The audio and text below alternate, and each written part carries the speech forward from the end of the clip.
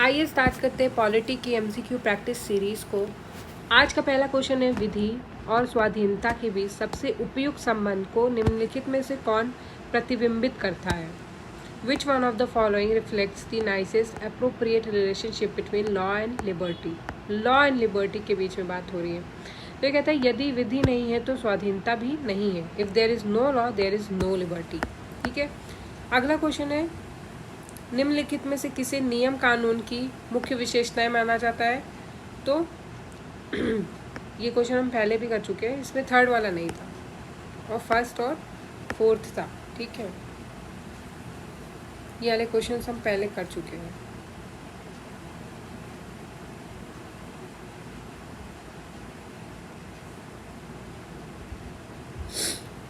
ये वाला क्वेश्चन देखते हैं, under which schedule of the Constitution of India can the transfer of tribal land to private parties for mining be declared null and void?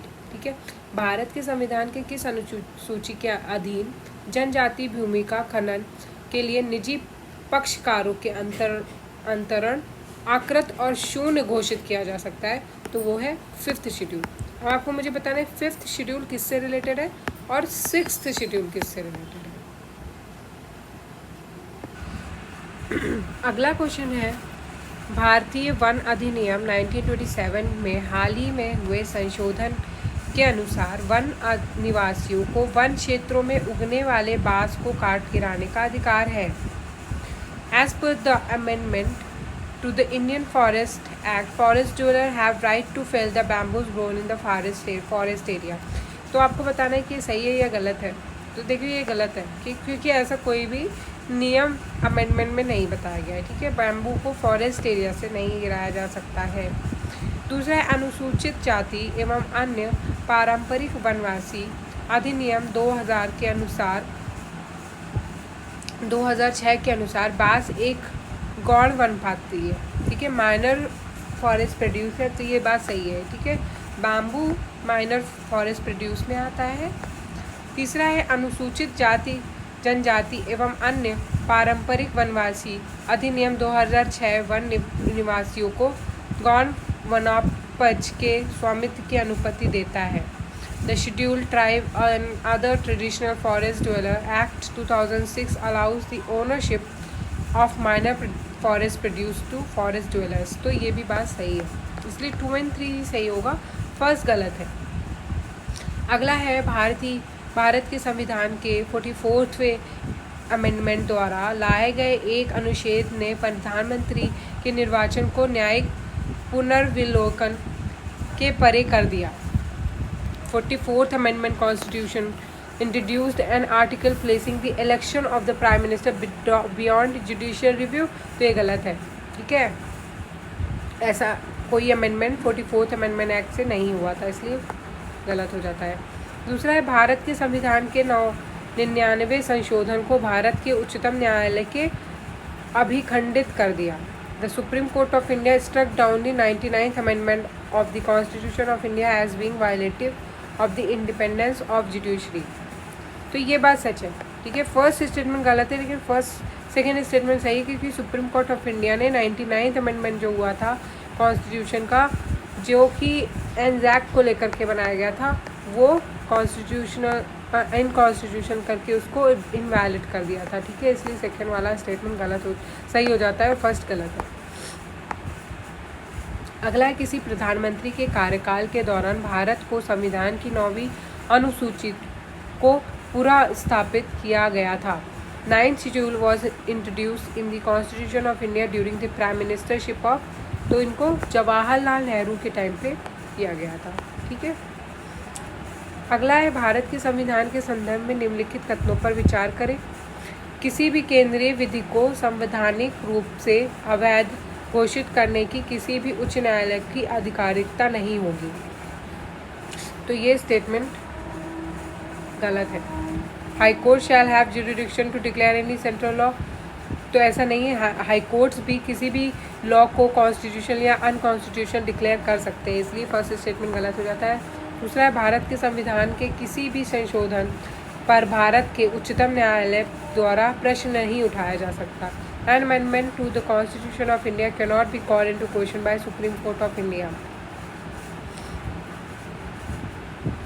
तो ये गलत है, क्योंकि बुलाए बिल्कुल वो कॉन्स्टिट्यूशन को लॉ को रिव्यू कर सकते हैं, जुडिशियल रिव्यू को पावर होता है कोर्ट्स के पास में, सुप्रीम कोर्ट के पास में भी होता है, इसलिए दोनों ही स्टेटमेंट गलत है।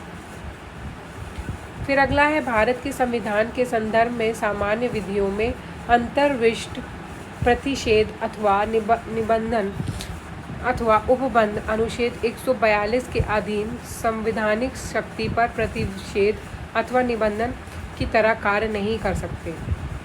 आर्टिकल नंबर 142 से रिलेटेड है। तो supreme court of India is not constraint in exercise of its power by laws made by the parliament. Bharat के उच्चतम न्यायालय अपनी शक्तियों के प्रयोग में संसद द्वारा निर्मित विधियों के बाध्य नहीं होता है, इसलिए ये वाला स्टेटमेंट सही हो जाता है। ठीक है, आर्टिकल नंबर 142 से रिगार्डिंग ये क्वेश्चन है।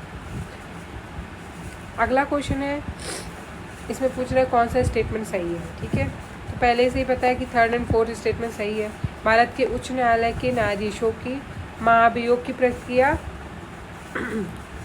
ब्यूरो न्यायाधीश अधिनियम 1968 में दिए गए हैं। ठीक है, हाँ, तो ये जो भी प्रोसीजर इम्पीचमेंट का वो जज इंक्वायरी एक्ट ऑफ 1968 में दिया गया है। फिर 4th कहता है, यदि किसी न्यायाधीश के महाभियोग के प्रस्ताव को मतदान हेतु लिया जाए तो विधि द्वारा अपेक्षित है कि यह प्रस्ताव संसद के प्रत्येक सदन द्वारा समर्थित हो। हाँ बिल्कुल, दोनों ही जगह सपोर्ट मिलना चाहिए और उस सदन के कुल संख्या के बहुमत तथा संसद के उस सदन के कुल उपस्थित और मत देने वाले सदस्यों के कम से कम 2/3 के द्वारा समर्थन हो। तो ये बिल्कुल दोनों सही है।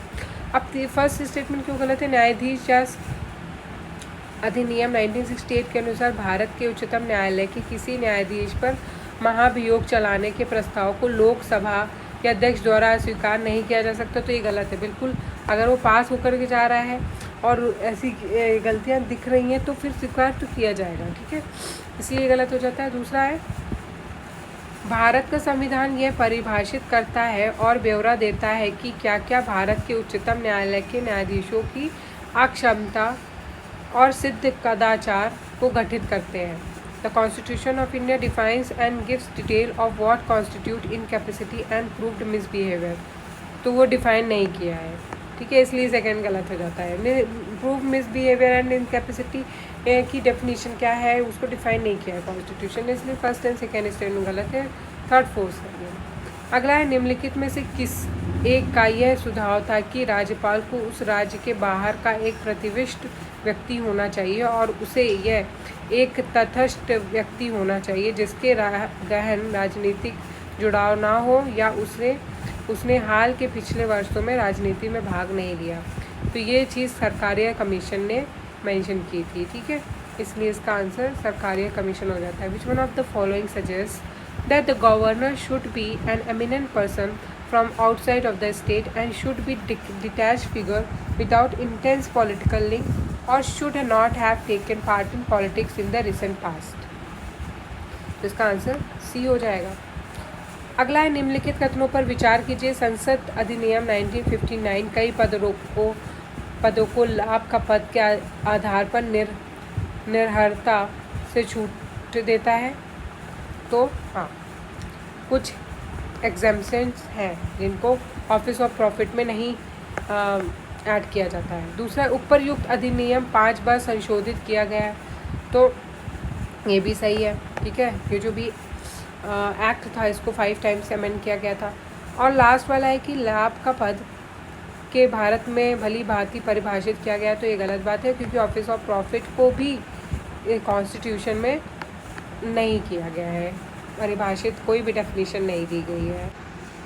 तो रोज़ हम ये सीरीज़ चला रहे हैं, रोज़ कुछ क्वेश्चंस को हम यहाँ पर प्रैक्टिस करते हैं। आप भी इन क्वेश्चंस को प्रैक्टिस कर सकते हैं।